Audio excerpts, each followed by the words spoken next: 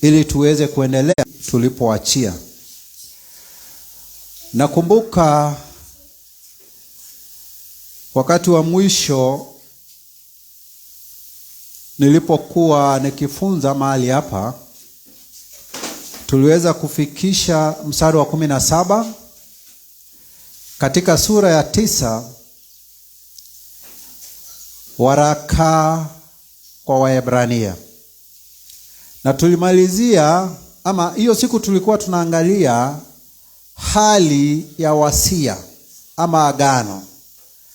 Na tukamalizia kuona ya kwamba kabla ya kifo cha yule ambaye amefanya agano ama ambaye amenena wasia, huo wasia wake hauwezi fanya kazi.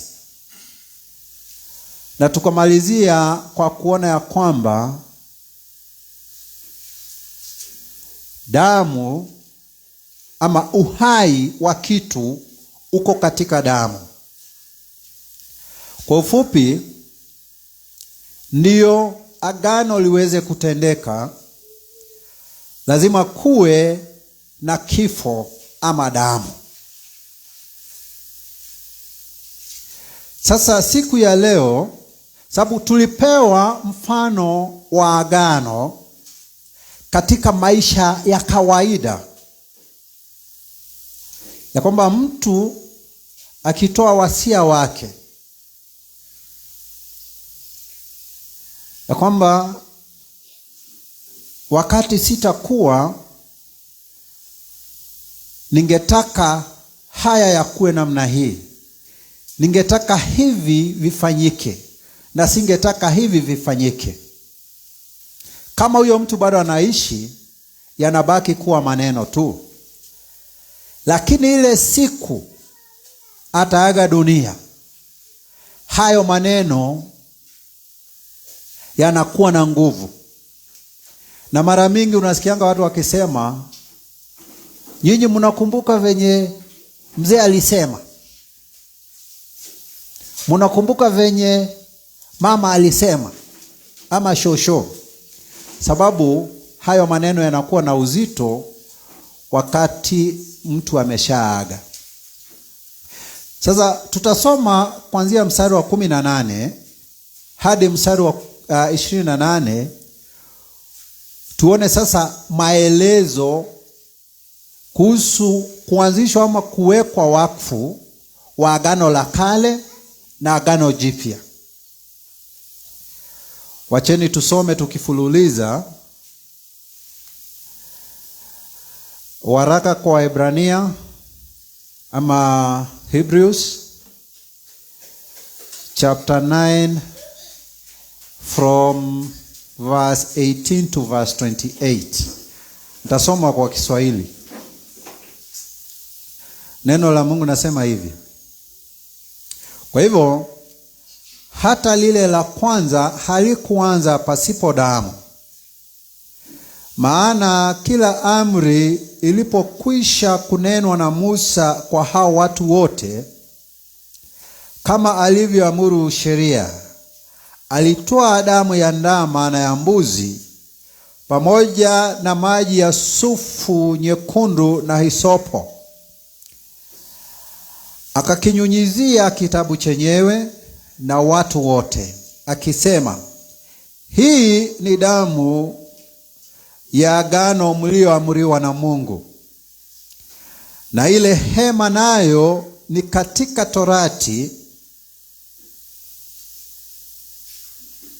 Samahani, acha nirudie kuanzia mstari wa 22. Na katika Torati karibu vitu vyote husafishwa kwa damu, na pasipo kumwaga damu hakuna ondoleo. Basi ilikuwa sharti nakala za mambo yalivyo mbinguni zisafishwe kwa hizo, lakini mambo ya mbinguni yenyewe yasafishwe kwa dhabahu zilizo bora kuliko hizo, kwa sababu Kristo hakuingia katika patakatifu palipofanyika kwa mikono,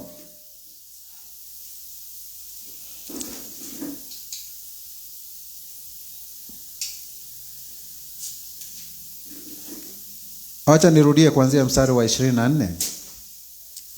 Kwa sababu Kristo hakuingia katika patakatifu palipofanyika kwa mikono, ndio mfano wa patakatifu halisi, bali aliingia mbinguni hasa aonekane sana usoni pa Mungu kwa ajili yetu.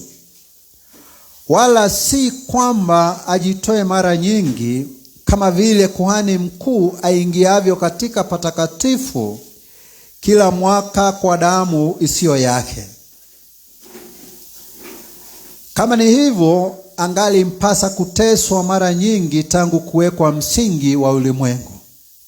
Lakini sasa mara moja tu katika utimilifu wa nyakati amefunuliwa azitangulie dhambi kwa dhabihu ya nafsi yake.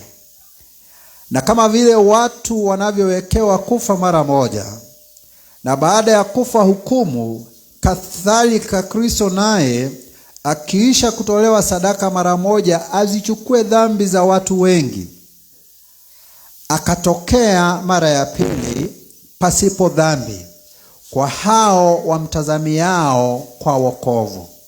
Bwana Yesu asifiwe.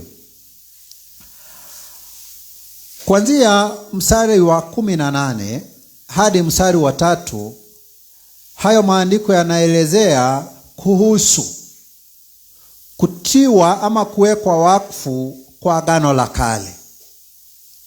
Na kama tunaweza rudi nyuma katika kitabu cha Kutoka, Exodus, sura ya 24 mstari wa kwanza hadi mstari wa 8, tutaona jinsi Musa alivyoweka wakfu Agano la Kale. Na ni vizuri kusoma Exodus 24 verse 1 to 8.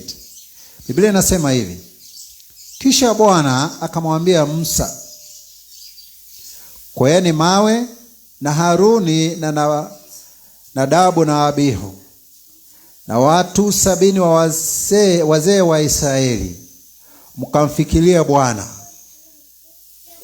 mkasujudie kwa mbali.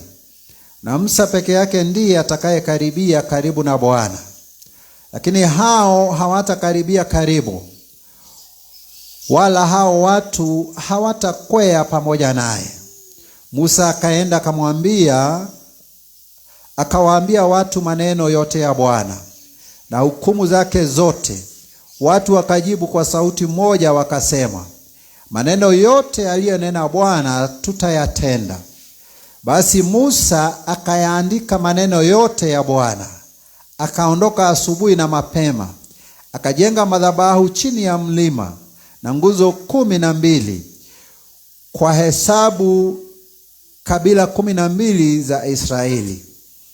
Akapeleka vijana wa wana wa Israeli waliotoa sadaka za kuteketezwa, wakamchinjia Bwana sadaka za amani za ng'ombe.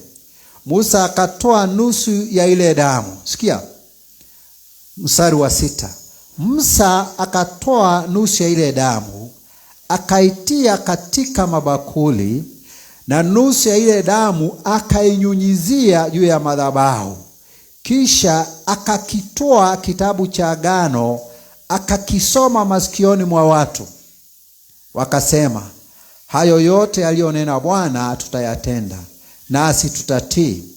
Musa akaitoa ile damu, akawanyunyizia watu, akasema, hii ndiyo damu ya agano alilolifanya Bwana pamoja nanyi katika maneno haya yote. Kwa hivyo tumeona baada ya Musa kupewa maneno ya agano, akakuja akasomea watu wote, na watu wakasema ya kwamba wamesikia maneno ambaye Mungu amewaambia, maneno ya agano, na wakasema ya kwamba watayatenda. Tumemalizia kwa kuona ya kwamba Musa akachukua damu, akainyunyiza kwa watu, na akamwambia kwamba hii ni damu ya agano ambalo Mungu amefanya nanyi. Kwa hivyo vile ambavyo tumesoma katika waraka kwa Waebrania sura ya 9 mstari wa 18 hadi mstari wa 23 ni nukuu ya mambo yalivyofanyika katika mahali ambapo tumesoma. Kitabu cha Kutoka sura ya 24 mstari wa 1 hadi mstari wa 8.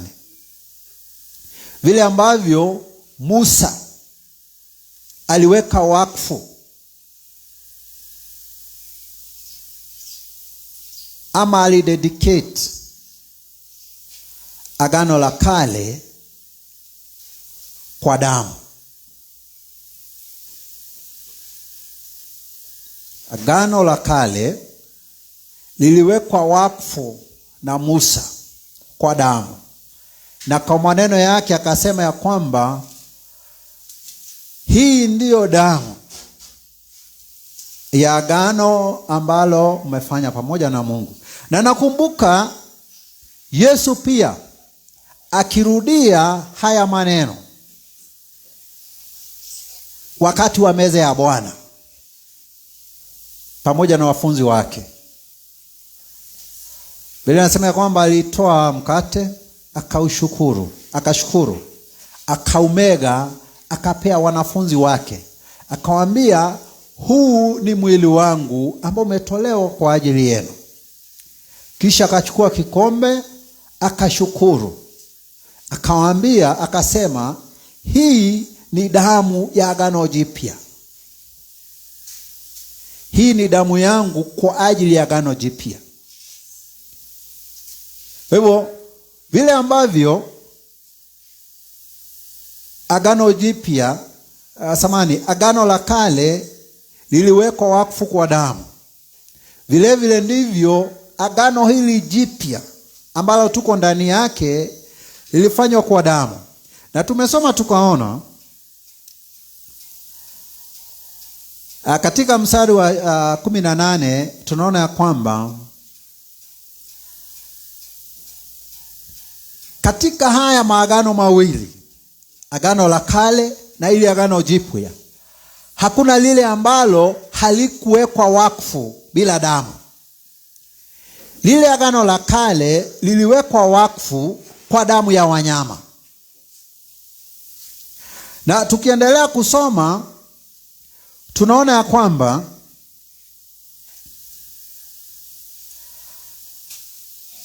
Musa alichukua kitabu cha agano,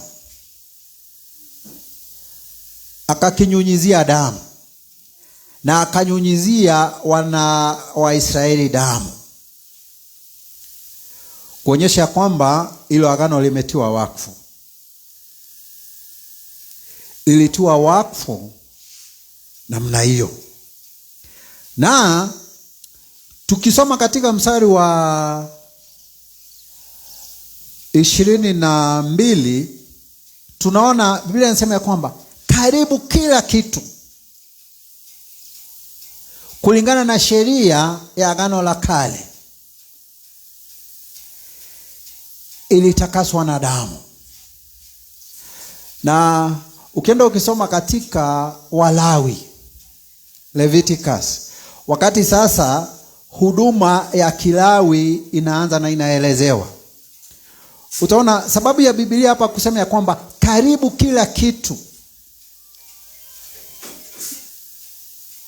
kilitakaswa ama kuoshwa na damu. Ni sababu hivi. Ukienda ukisoma vizuri, Biblia ikiongea kuhusu dhabihu, ilikuwa inasema yule kiongozi wa watu akifanya dhambi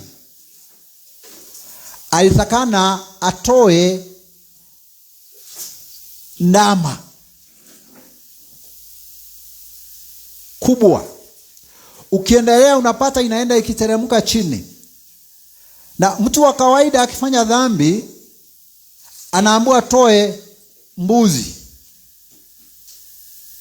Na kama hana uwezo anaambiwa atoe kuku. Na inaenda chini, kama hana uwezo aende awinde ndege. Na hata kama hana uwezo kabisa, alikuwa anaruhusiwa kutoa nafaka. Hiyo sehemu ya maandiko inatuonyesha ya kwamba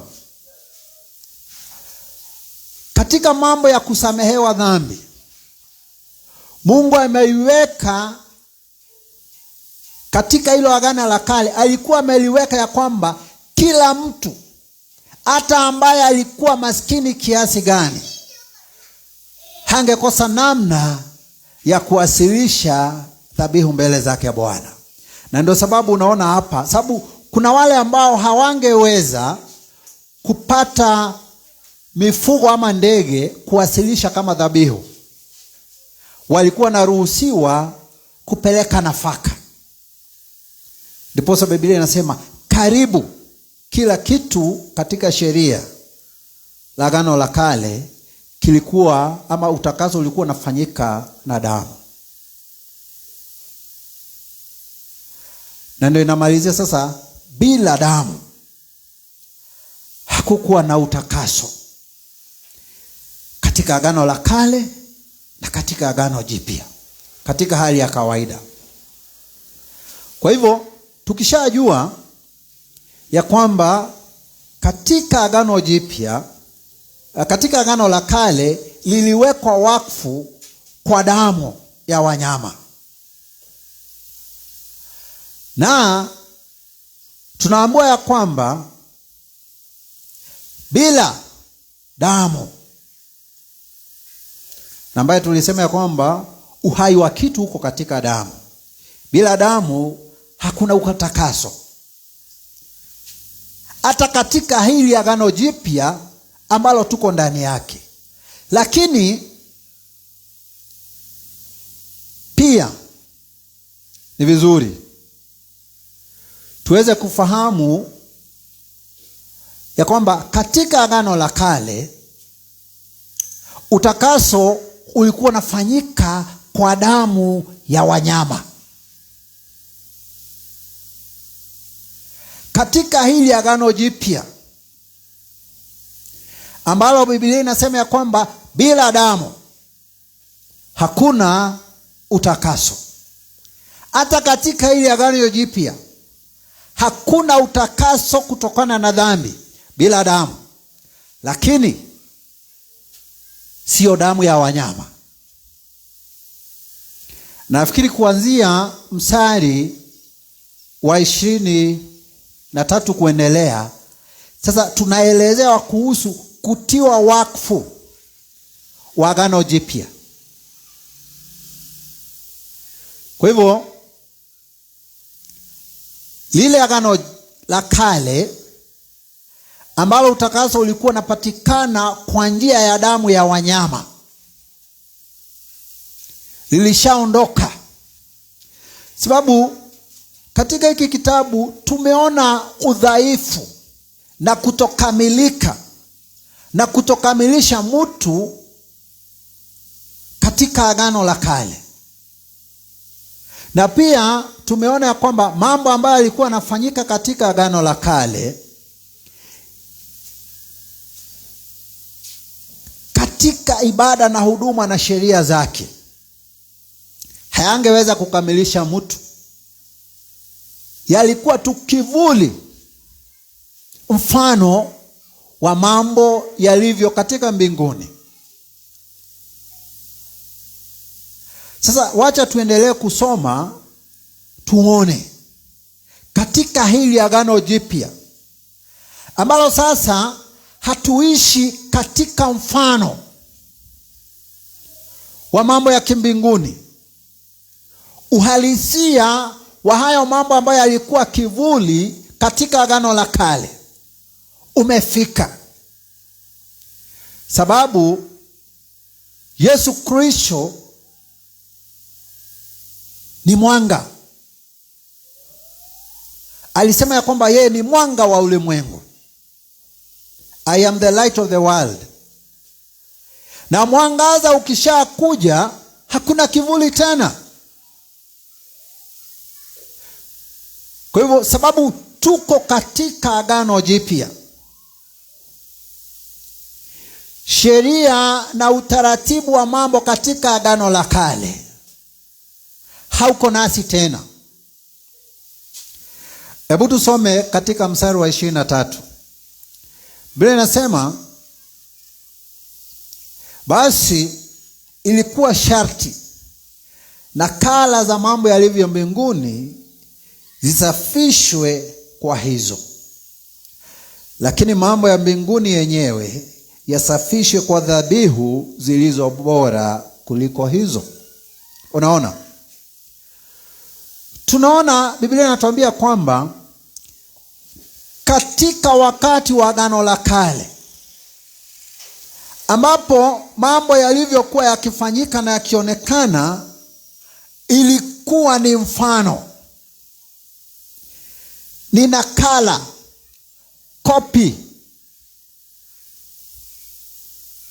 Na tuelewane hapa ili tuweze kukombolewa. Mambo yalivyofanyika, huduma ilivyokuwa ikifanyika katika madhabahu ya Agano la Kale, haikuwa halisi ya mambo yalivyo katika madhabahu ya mbinguni. Ilikuwa mfano. Na sasa sababu Yesu Kristo alikuja na ametupea mwanga ya madhabahu ya kimbinguni, yeye akiwa kuhani mkuu, haina maana tena kuendelea na kushikilia na mambo na utaratibu ulivyokuwa katika huduma katika Agano la Kale. Sababu tumeambiwa hapa, na sio mara ya kwanza, tumeamua mara mingi katika hiki kitabu, ya kwamba mambo yalivyokuwa yakifanyika katika madhabahu na huduma ya Agano la Kale yalikuwa ni kivuli, yalikuwa ni mfano. Tunaambiwa ilikuwa ni lazima ama ni muhimu haya mambo ambayo ni nakala ama kivuli ya mambo ya kimbinguni yasafishwe, ama hilo Agano la Kale ambalo ni kivuli ama ni nakala ya agano la kimbinguni, ilikuwa ni lazima yatakaswe kwa njia ya kiduniani kupitia kwa damu ya wanyama. Na katika huo mstari wa 23 tunaambiwa lakini. Na wakati unasoma Biblia unapata hili neno lakini ama but, ni kumaanisha maneno ambayo yanafuatilia ni kinyume ya maneno ambayo yalitangulia. Tumeshaona ya kwamba ilikuwa ni lazima ama ni muhimu hayo mambo ambayo yalikuwa ni mfano wa kimbinguni yatakaswe ama yatiwe wakfu kwa njia ya kidunia kupitia kwa damu ya wanyama. Lakini sikia, mambo ya mbinguni yenyewe yasafishwe kwa dhabihu zilizo bora kuliko hizo. Sababu hili agano letu jipya haliko katika mambo ya kiulimwengu, sio mfano, sio nakala, ni uhalisia, ni uhakika. Kwa hivyo haliwezi wekwa wakfu. Mambo yake hawezi fanyika vile ambavyo yalikuwa nafanyika katika mambo ambayo yalikuwa ni nakala. Hili agano letu jipya ni original. Watu wanapenda kusema origi. Ni hilo. Kwa hivyo mambo yake lazima yawe bora zaidi kuliko yalivyokuwa katika agano la kale. Tunaendelea kuambiwa dhabihu katika hili agano jipya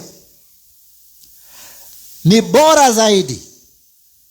Kuwekwa wakfu katika hili agano jipya lilikuwa bora zaidi, ni bora zaidi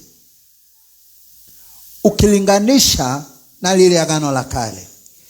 Biblia inatuambia, na sasa uone utofauti ama ubora wa hili agano letu jipya ukilinganisha na agano la kale. Mstari wa 24 tunaambiwa, kwa sababu Kristo hakuingia katika patakatifu palipofanyika na mikono ya wanadamu. Ndiyo mfano wa patakatifu halisi. Umeona? Kuhani katika agano la kale, kuhani mkuu, alikuwa anaingia patakatifu, mahali patakatifu ambapo palitengenezwa na mikono ya wanadamu. Ukisoma katika vitabu vya sheria, ukisoma katika kitabu cha Kutoka, utaona Biblia ikielezea vile ambavyo hema ilitengenezwa, taa ilitengenezwa, meza ilitengenezwa, madhabahu ilitengenezwa na wale watu ambao walifanya hiyo kazi. Na tunaona jinsi ambavyo madhabahu ilisimamishwa na huduma ikianza. Kuhani mkuu wakati wa siku ya upatanisho, the day of atonement, alikuwa anaingia pahali patakatifu pa patakatifu palipokuwa katika lile hema ambalo lilikuwa limetengenezwa na mikono ya wanadamu. Kuhani katika agano la kale. Lakini tukiendelea, tunaambiwa katika tu huo mstari wa 24, bali Yesu ambaye ni kuhani wetu mkuu katika ile agano jipya aliingia mbinguni hasa.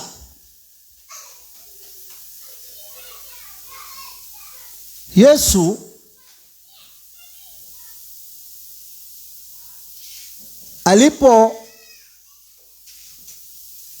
alipomaliza huduma yake hapa ulimwenguni, hata Biblia inasema ya kwamba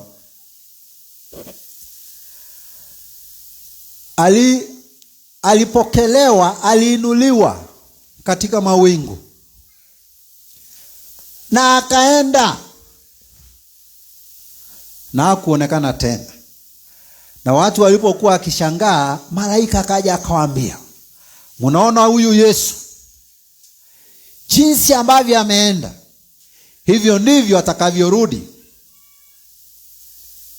Kwa hivyo kuna mashahidi waliomwona Yesu Kristo akiingia mawinguni,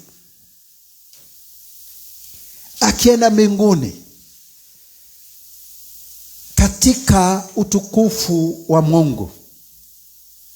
Sasa unaona tofauti ya kwamba kuhani mkuu katika agano la kale alikuwa anaingia pahali patakatifu palipotengenezwa na mikono ya wanadamu, ambapo palikuwa mfano wa pahali patakatifu halisi, ambapo ni mbinguni, katika utukufu wake Mungu, katika ukuu na utukufu wake Mungu. Sasa tofauti na huyo kuhani mkuu wa agano la kale, huyu kuhani wetu mkuu Yesu Kristo wa agano jipya ameingia mbinguni yenyewe. Na sio hivyo tu. Unajua yule kuhani wa agano la kale alikuwa anaingia kwa ajili ya Waisraeli ama Wayahudi. Lakini huyu kuhani mkuu wetu Yesu Kristo ameingia pale kwa ajili yetu sisi wote. Sio Waisraeli peke yake, watu wote wa ulimwengu. Alijitoa nafsi yake kama dhabihu ya ondoleo la dhambi kwa watu wote. Hata nakumbuka wakati Yohana Mbatizaji aliona Yesu Kristo akija, alisema, ndiye huyu mwana-kondoo wa Mungu ambaye ametoliwa ama ambaye anatakasa dhambi za ulimwengu wote. Na Biblia inasema kwamba sababu Yohana Mbatizaji alikuwa ameelezewa naye Mungu ya kwamba yule ambaye atakuja na Roho Mtakatifu ashuke juu yake mfano wa njiwa, huyo ndiye aliyeteuliwa. Na alipomwona kwa mwongozo na maelezo ya Roho Mtakatifu, akasema, ndiye huyu mwana-kondoo wa Mungu asafishaye dhambi za ulimwengu wote. Kwa hivyo sio dhambi za Waisraeli peke yake, bali ni dhambi za walimwengu wote. Unaona ubora zaidi wa hili Agano Jipya ukilinganisha na lile Agano la Kale. Huyu alikuwa anaingia, kuhani mkuu alikuwa anaingia mahali patakatifu kwa ajili ya taifa moja tu la Israeli.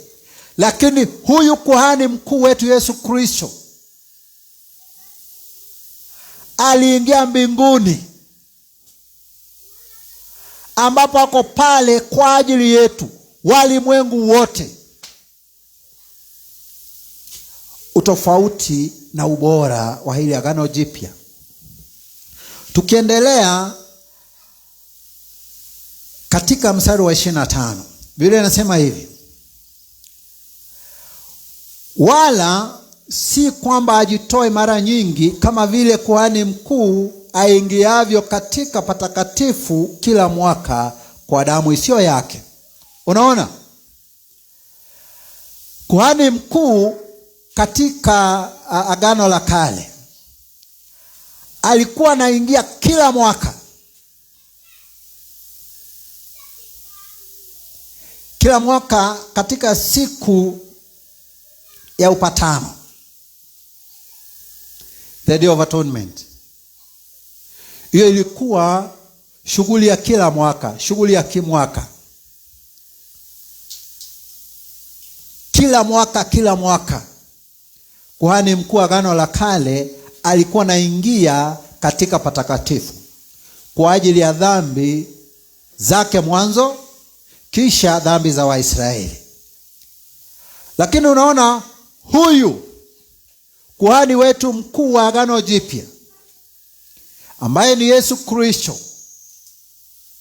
aliingia mara moja. Aliingia pale mara moja. Na huyu kuhani mkuu wa Agano la Kale alikuwa anaingia na damu isiyo yake, sababu alikuwa anaingia na damu ya ndama na mbuzi. Mifugo wanachinjwa, anaingia na hiyo damu. Alikuwa anaingia kila mwaka baada ya mwaka kwa damu isiyo yake. Lakini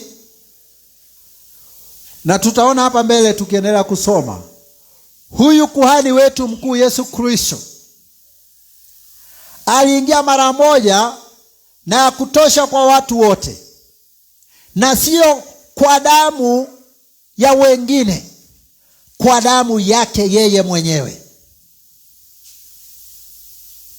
Kwa damu yake yeye mwenyewe. Yaani kuhani wetu mkuu katika hili Agano Jipya alijitoa kama sadaka ya dhambi kwetu sisi wote. Hata wewe ambaye bado haujamkiri kama Bwana na Mwokozi maishani mwako, hata wewe ambaye bado ukisikia neno la Mungu likinenwa unaona kama wale ambao wanalinena wamekosa kitu ya kufanya ama hajielewi, aliingia pale kwa ajili yako hata wewe. Wakati huu ukikiri dhambi zako na uamini Yesu Kristo alikuja kama dhabihu ya ondoleo la dhambi, na uamue hakika kutoka ndani yako ya kwamba utaachana na maisha ya dhambi na uanze kuishi maisha yaliyo haki mbele zake Mungu, hata wewe utakuwa miongoni mwa wale ambao Yesu Kristo aliingia pale kwa ajili yake. Hakuingia pale sababu ya watu fulani. Hakuingia pale sababu ya watu spesheli. Aliingia pale kwa watu wote. Hata nakumbuka tukifunzwa katika kitabu Injili kulingana na Yohana na mchungaji Isaac. Nafikiri katika sura ya 10 tulikuwa tunafunzwa kuhusu mchungaji mwema. Na nakumbuka kuna mahali tulisoma tukaona ya kwamba anasema anajua kuna kondoo walio wake, lakini bado hawajaingia katika zizi, na ataenda na awalete. Ndio tulikuwa tunapewa mfano wa mchungaji ambaye ana kondoo 99, lakini mmoja amebaki kichakani, haijaingia katika zizi. Tunaambiwa anaacha wale ambao wako katika zizi na anaenda kwa ajili ya yule ambaye hajaingia katika zizi, amulete aingie ndani. Kwa hivyo Yesu Kristo hakujitoa kama dhabihu kwa ajili yetu tu ambao tumeokoka tayari. Alijitoa kama dhabihu pia kwa ajili yako wewe mwenyewe ama hujaondoka. Wewe sasa ndiye unaitwa yule kondoo mmoja ambaye ako nje ya zizi. Na Yesu Kristo anakutaka, anakutafuta, na wewe ni wa maana. Aliingia pale kwa ajili yetu sisi wote. Bwana Yesu asifiwe. Katika mstari wa 26 nasema hivi: kama ni hivyo, ingalimpasa kuteswa mara nyingi tangu kuwekwa msingi wa ulimwengu. Lakini sasa mara moja tu katika utimilifu wa nyakati amefunuliwa azitangue dhambi kwa ajili ya nafsi yake. Azitangue dhambi kwa dhabihu ya nafsi yake. Sasa si unaona? Aliingia pale, kajitoa dhabihu kama sadaka mara moja na ya kutosha, na harudi pale mahali tena. Sababu kama ingekuwa sasa kama lile agano la kale, ashinde akirudi kila mwaka, angeumia sana. Angekuwa anaumia kila mwaka. Lakini sasa alijitoa mara moja na ikatosha.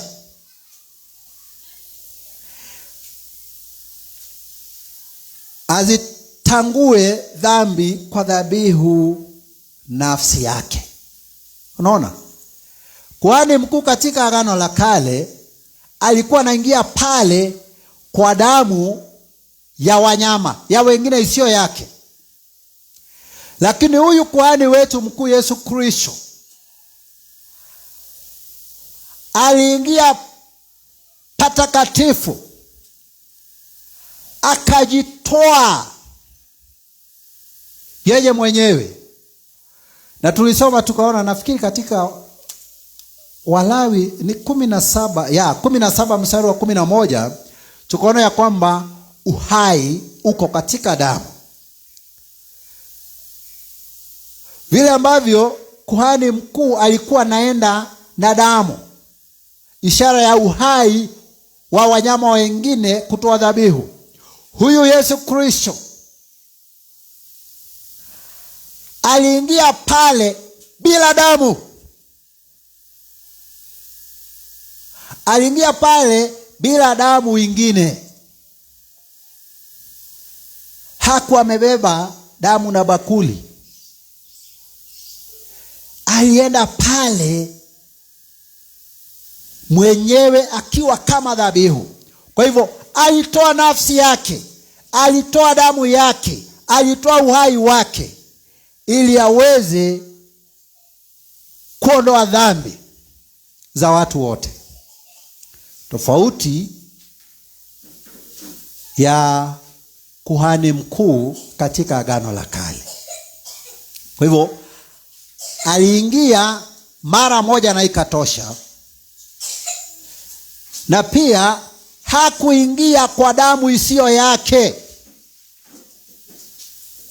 Aliingia kwa damu yake.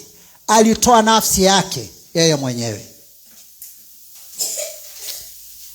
Unaona? Kuhani mkuu. Yaani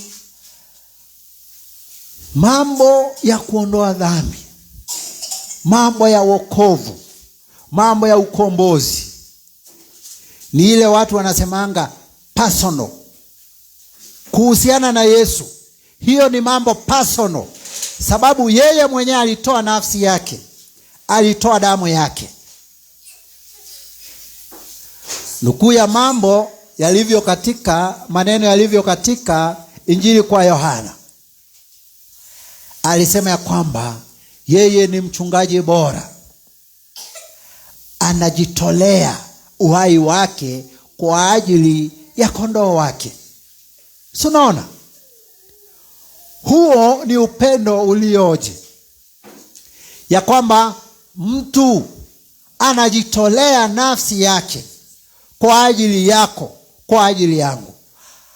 Hata kuna mahali Biblia imeandikwa, ngawa sikumbuki ni wapi hasa, lakini nina hakika imeandikwa sababu nimewahi soma, ya kwamba hakuna upendo ambao umepita huu upendo, ya kwamba mtu anatoa nafsi yake, anatoa uhai wake kwa ajili ya marafiki zake, vile ambavyo Yesu alifanya.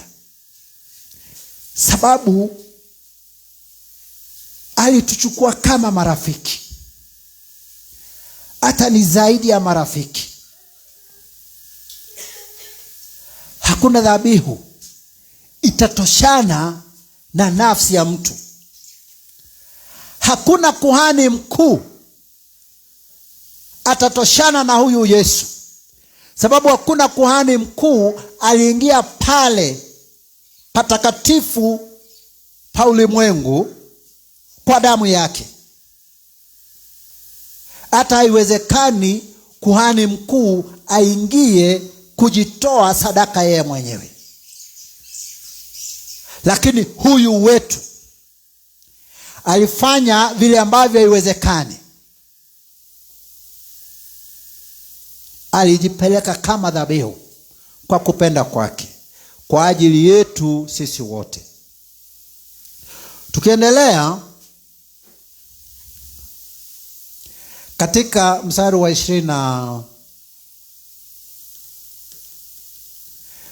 26, sehemu yake ya mwisho nasema hivi, lakini wacha nisome mstari wote mzima. Kama ni hivyo, ingali mpasa kuteswa mara nyingi tangu kuwekwa msingi wa ulimwengu. Lakini sasa mara moja tu katika utimilifu wa nyakati amefunuliwa azitakue dhambi kwa dhabihu na ya nafsi yake. Kusema ya kwamba Yesu katika wakati uliofaa, when the right time came, alikuja akajitoa dhabihu mara moja na kwa watu wote. Mara moja tu. Kwa hivyo Hakuna dhabihu ingine inahitajika katika hili agano letu jipya. Hakuna dhabihu ingine inahitajika ya dhambi. Hakuna. Sababu Yesu alishajitoa kama dhabihu ya dhambi mara moja tu na ya kutosha.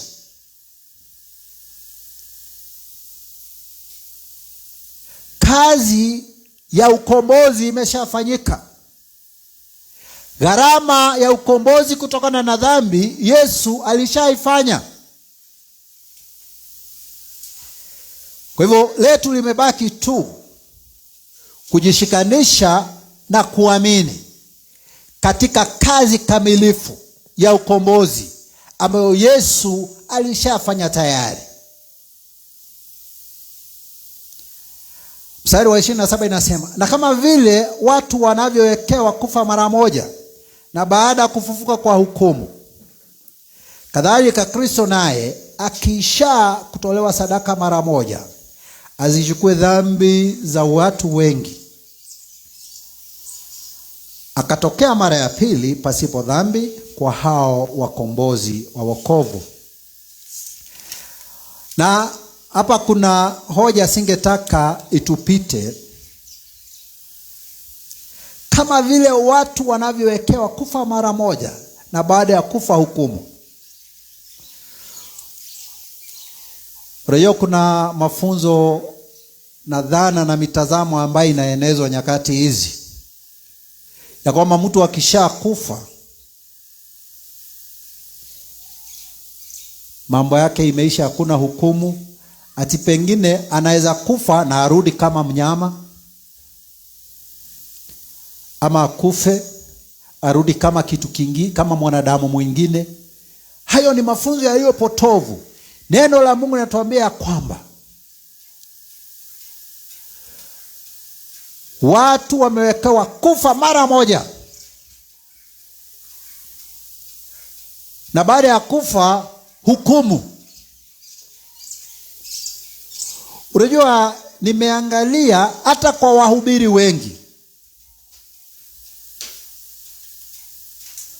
wameweka mawazo ya kibinadamu mengi sana katika neno la Mungu, wanapotoza watu. Na mojawapo ya mambo ambayo Kristo alikuwa na kashifu viongozi wa kidini wakati ule ni kutoa maagizo ya Mungu, na kwa nafasi yake wanaweka sheria za wanadamu, taratibu na tamaduni za kiwanadamu. Kwa hivyo kuhusiana na kifo kwa wale ambao wamekufa tayari,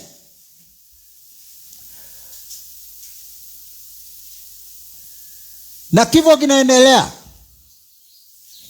kwa wale ambao wamekufa tayari na wale ambao wataendelea kukufa. Kile kitu ambacho kinangojea ni hukumu.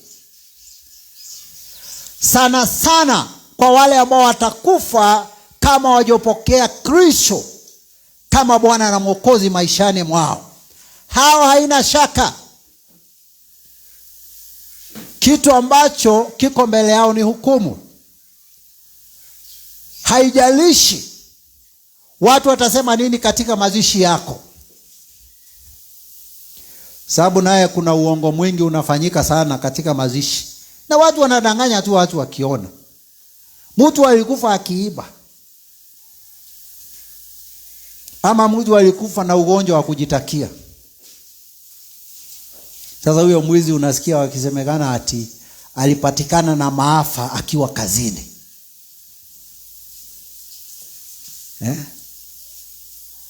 Mtu ambaye alikuwa tu mwizi anasemekana alikuwa bidii sana katika shughuli za kutafuta.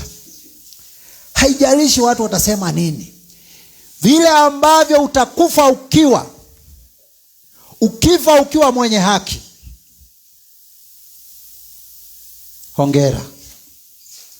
Sababu Biblia inatuambia kwamba wale walio katika Kristo hawahukumiwi, wamepita hukumu.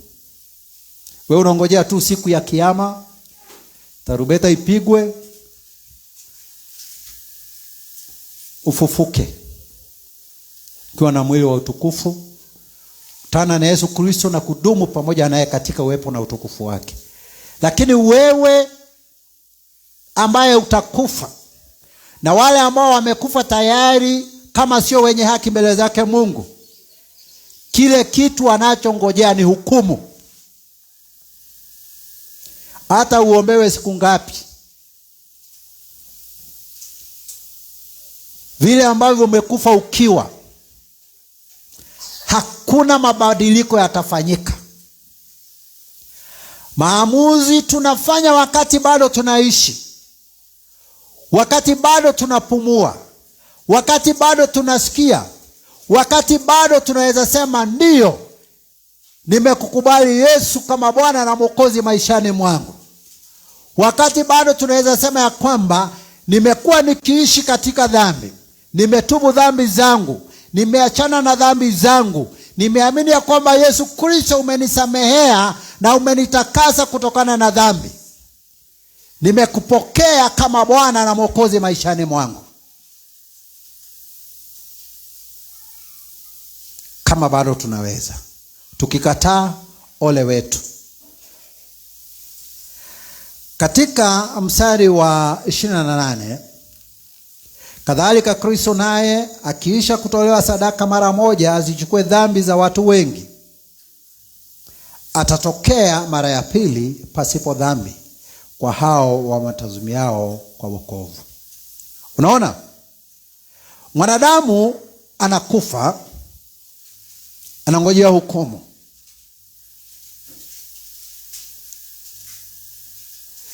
Huyu Yesu Kristo alijitoa kama dhabihu mara moja. Akachukua hivyo kwa kujitoa sadaka, kwa kufa kwake kama dhabihu. Sababu yake ilikuwa azichukue dhambi za watu wengi iwezekanavyo.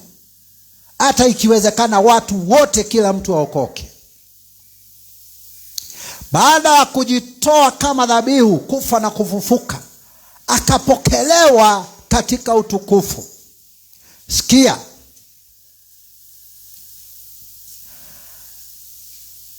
na atatokea mara ya pili. Tunatazamia kutokea kwake bila dhambi. Atatokea nani?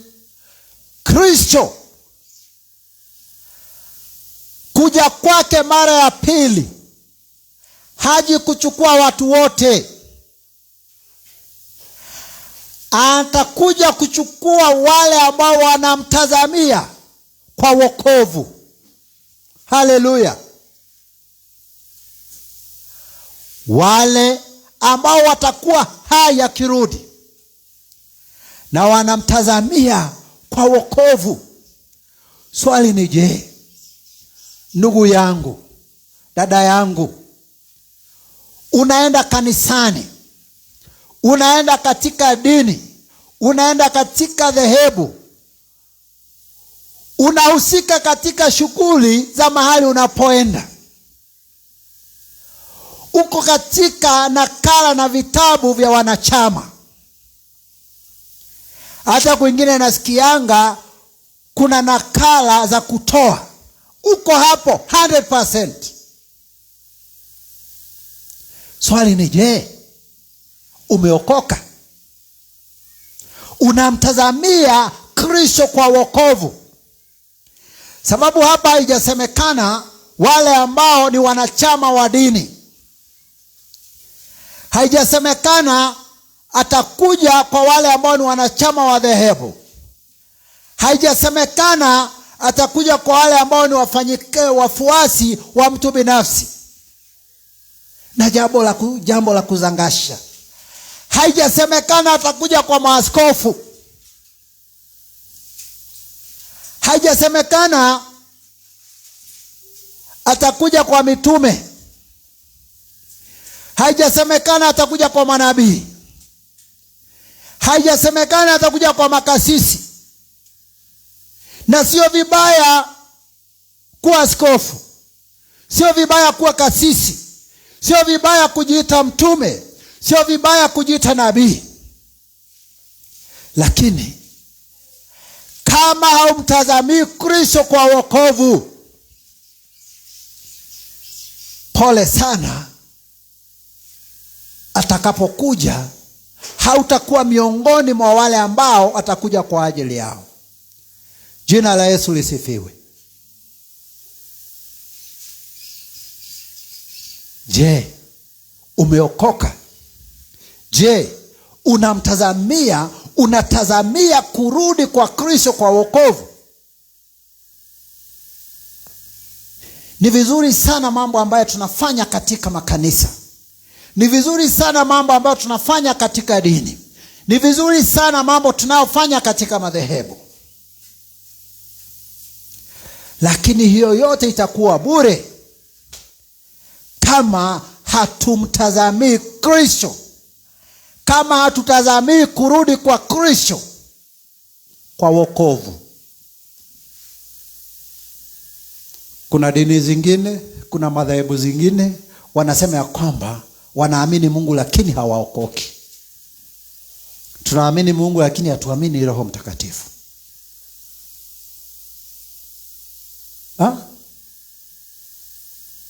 Utatenganishaje?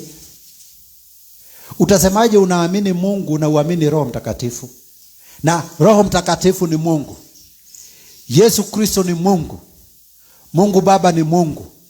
Kwa hivyo wewe ambao unasema ya kwamba hauamini Roho Mtakatifu, hauamini Mungu. Hauamini Mungu Baba, Mwana na Roho Mtakatifu. Unaamini Mungu mwingine. Na hauko miongoni mwa wale ambao Yesu atakuja atokee kwa ajili yao bila dhambi. Unajua Yesu alikufa kwa ajili ya dhambi za watu wengi. Alipitia hatima. Alipata yale mambo ambaye wenye dhambi wanafaa kufanyiwa. Adhabu kubwa ikiwa kifo. Alikufa kwa ajili ya dhambi. Lakini sasa akirudi mara ya pili, haitakuwa na mambo ya dhambi. Atakuja kulichukua kanisa lake takatifu. Na ataonekana na wale ambao wanamtazamia kwa wokovu. Nikitamatisha, ni jambo la hofu sana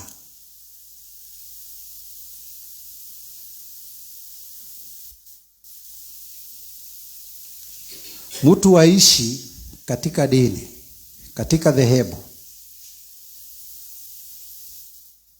na Yesu akija akose kuwa miongoni mwa wale ambao watamlaki katika mawingu. Unajua watu wanasema, wacheni kutuhubiria the old gospel. Hakuna old na new gospel. Injili ni ile ile, haibadiliki. Kama wewe uko katika injili mpya, umepotea. Injili ni ile ile. Na Mungu wa upendo aturehemu katika jina la Yesu Kristo. Asanteni sana. Nataka nikaribu